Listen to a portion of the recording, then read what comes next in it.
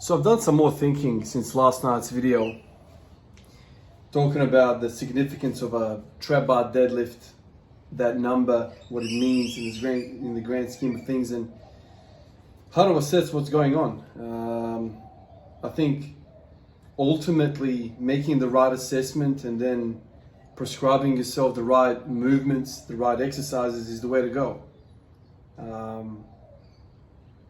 This is where the mistakes or the right decisions are made. The patient comes in, you assess them, you do some diagnostics, and then you make your prescription for medications or treatment or something like that. If you make the right diagnosis, if you take the wrong history, if you take the wrong measurements, it's something along that process of information accumulation goes wrong and sends you down the wrong path, the treatment is not going to be good. So the number one most important step is actually assessing the patient. And in my case, assessing myself, my human movement, my biomechanics, assessing some of these movement patterns and working out what's actually falling down, what's actually keeping me from progressing, what's the rate limiting step. And that's kind of how I think about this. What is the rate limiting step? And then you spend a majority of your economics, or the majority of your recovery resources into that thing, and you kind of move forward that way. Eventually you're going to develop a new weakness, and then you send more resources there, and it's kind of like a step loaded thing, right? You keep going and going and going. Now, when I say I've got a weak back, I've got a weak legs, weak quads, or whatever the case might be, what I'm referring to is that in relation to the rest. So it's all about relativity. So when I say I've got weak quads, it doesn't mean I have weak quads compared to somebody that just off the street hasn't done a single squat in their life. I'm talking about in relation to the rest of my body. That's what I mean when I say weak quads. So taking all of these points, all of these assessments, and you can say that each movement, each exercise that we do is in a way an assessment. It's an assessing a particular movement pattern. Movement patterns are formed from, different muscles activating more than others, and then you kind of have an idea what's going on.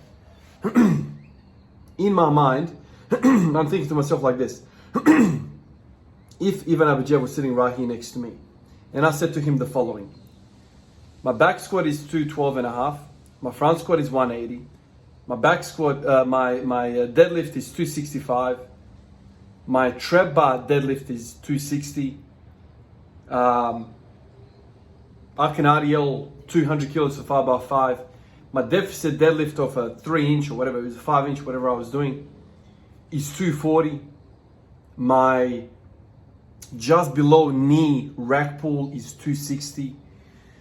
If I gave him all of this information, or if I gave him my split squat PR, if I gave him what I can lunge for how many reps, all that stuff, if you give a really good coach, a really well experienced practitioner in strength, all of these points, just from that alone, and also looking at you and your leverages and whatever, they will be able to tell you what's going on, where the missing link is, where the weakness is, and what we have to do moving forward. The interesting thing is, looking at one movement, like the rack pull, like the trap bar deadlift, you look at that thing and you go, 260. Huh. What's going on there? I've been thinking about this a fair bit ever since last night, and I don't think it's a great assessor movement. The reason why I say this is because the trap bar deadlift is basically, the word that comes into my mind is freedom. You have the ultimate freedom to do whatever the hell you want with your body when you're doing a trap bar. Yes, you can load the quads. You could also do the trap bar deadlift exactly like you would do a conventional deadlift. It allows you that freedom. There's nothing around you. There's nothing obstructing you. So you can send your knees into the next room. You can send your ass into the next room over there. You can do whatever you want. You can round your back. You can straight. There's just no restrictions there. Whereas with a straight bar, you can't send your knees forward too much because the bar is blocking you. You see what I mean? So that 260 that I did yesterday, I'm looking at it and I'm like, that kind of looks awfully like my conventional deadlift. So do I take that trap bar deadlift and go, my quads are actually strong. They are strong because my trap bar is 260. The trap bar deadlift that I did yesterday mimics almost exactly my conventional pull. There are some differences, like my initial power stance, the initial one I set up, looks identical to how I usually do the conventional deadlift. What changes though is that once I break the bar off the floor, the weight off the floor, there's a bit of a shift of knees forward, and I kind of did something really, really weird. But I didn't feel like I was using a lot of quads. Like it didn't feel like a lot of, in fact, it felt like a lot of lower back. And that's what I'm feeling today. Basically from the lower back all the way up, like all the way up here to this level, all the way like high, mid back, very sore. Like right now, if I push into it, yeah, it's really, really sore. So we have to be very, very careful when we are using these movements as assessments, because for movements that are really open to interpretation of the lifter, what are we learning there? Okay, the trap bar deadlift allows you to use more quads, but if you got no quads, you can still use your posterior chain. So I want to say I will continue with the idea that my quads are weak. I'll continue to attack them because that is something new for me. Last year, a lot of last year was about posterior chain. Put a lot of resources into it. What did it get me? Nothing. In the grand scheme of things, a 5 kilo deadlift PR, after spending a lot of last year working on posterior chain, this is what I get, 5 kilos. Front squat shot up like crazy. That's rather weird. I reckon what's attributed to that success was the Hindu squats. Quads. So, I'm going to stick with it. I'm going to stick with my hypothesis that my quads are weak. I'll continue doing that. And I'm not going to play too much into this whole trap bar business, because the movement pattern that I used for the trap bar deadlift, like I said, was pretty much posterior chain. It's identical. Maybe a little bit more leg drive. I was able to maneuver myself to do that. The one thing though that really struck out to me though is lower back. I read a bunch of your comments last night. Not all of them, but I did a lot of them. And a lot of you guys are saying that, oh, I've got a tickly throat. A lot of you guys were saying that your trap bar, in fact, is much higher than your conventional pull. A lot of you guys were saying that. Some of you guys were saying crazy numbers, man, like 405 to 600. 200 pounds. 200 pounds difference. That is crazy. I've done one trap bar session in the last decade. So for me to sit here and say my quads are weak or whatever the case might be, purely using that, is probably incorrect, because I haven't learned the technique. I haven't spent any amount of time to actually get acclimatized to the movement. That I have no skill associated with this movement. So it's probably a bad assessment for that reason as well. One, lots of freedom in the movement. Two, I don't have any skill in the movement. So logic would serve that I would need to spend some time with it, a few weeks, month, 2 months, put a good amount of volume, effort to it, and then see what's going on. I really need a drink of water, but too late now, we're too far in. So that's what I'm thinking right now. Great comments last night. I really enjoyed seeing your perspectives. If you think about it, for the first time in a decade, to do a trap bar deadlift and to get my equal conventional deadlift number, equal it, after a first session, logic would serve that after spending some time with it, he'll probably get to 270, 280, who knows, maybe even 300. So some conflicting ideas there. Ultimately, what I'm thinking about that 260 deadlift is that it allows you freedom, and I did whatever I needed to do. I went where I found strength, because the bar allows you to do whatever you want to. Like I said, you want to use your quads, cool. You want to use your back, cool. It doesn't change anything. So I went to where I was feeling it, where I had the best chance. The quads, central nervously, I felt there's nothing there. Boof, ass back, pull instead of push. Hence why I'm feeling a lot of back, which is interesting.